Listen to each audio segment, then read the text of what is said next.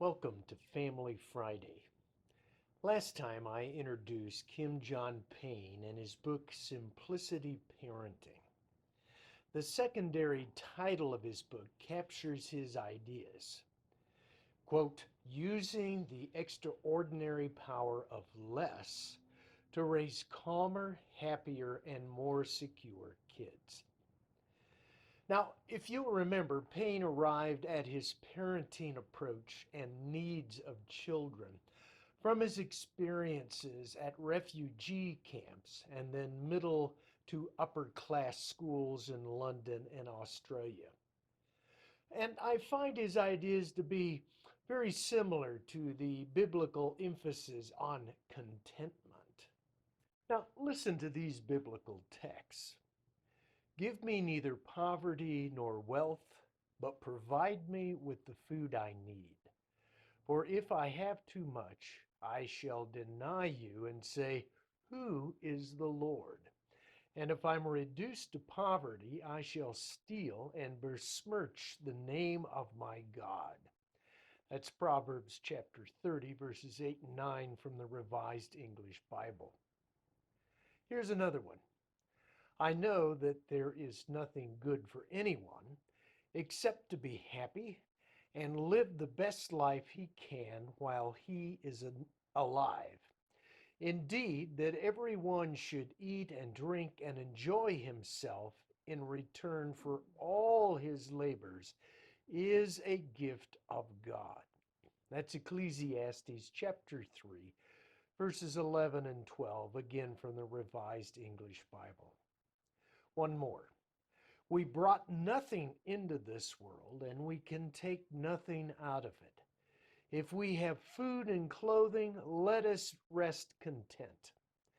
Those wanting to be rich fall in temptations and snares and into many foolish and harmful desires, which plunge people into ruin and destruction. That's 1 Timothy 6, verses 7 through 9 from the Revised English Bible. Just as a child shows symptoms of physical illness like a runny nose, fever, headache, etc., Payne says kids exhibit stress symptoms. And this includes tiredness, fits of rage, hyperbehavior, blaming others, disturbed sleep patterns, fear, withdrawing, or any behavior that seems out of character for your child.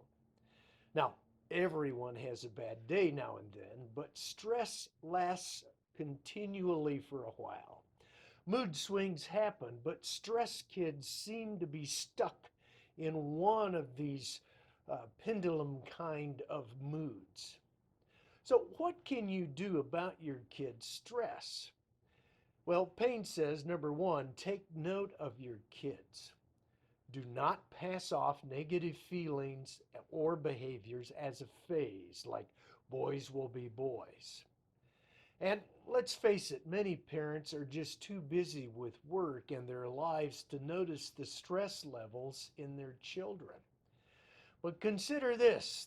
Payne quotes a friend that says if either parent spends more than 10 hours a day at work, and that includes commuting time, a child suffers. And if either parent spends more than 15 hours a day at work, including commuting, damage is done to the kids. And I mean, he says it's guaranteed that damage will be done. The second thing that Payne says parents can do to help the stress level of their kids is slow it and quiet things down.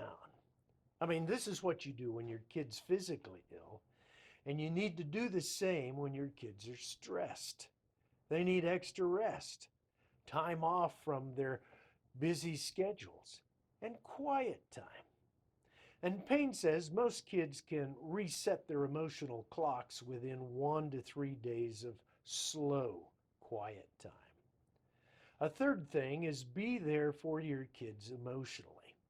They need your closeness, hugs, kind words, encouraging words, time to listen to them. Now, the younger the child is, the less likely she's going to say, I'm afraid, I don't feel loved, or I'm stressed. But their other verbal and nonverbal messages will communicate such ideas if you're close and you're watching. Your kids may not be able to pinpoint the trigger of their feelings, but make no mistake, the feelings they have are deep. A fourth thing is make teachers, coaches, and other significant adults in their lives aware that Junior's not feeling like himself. Now, the next step that Payne suggests might be difficult, which is let the child heal himself.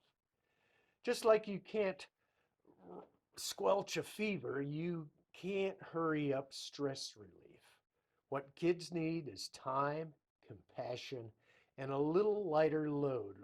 That heals in time. So let your kids process their feelings at their speed. And the final thing that he says is just monitor their reentry into their normal routine. Make sure they are healed enough to get out there. Now, much of what Payne says here is common sense, but I can guarantee you as we get into the next couple of sessions with him, he's going to push us to simplify our lives so that our kids' lives can be simplified. So, again, I would suggest purchase the book, Simplicity Parenting. Check it out at the library, but look at it and at least come back and listen to my summary of it because, again, I think he brings up some points that would be good for you to consider as a parent, as a grandparent, and by the way, as you deal with your spouse. Until next time, God bless.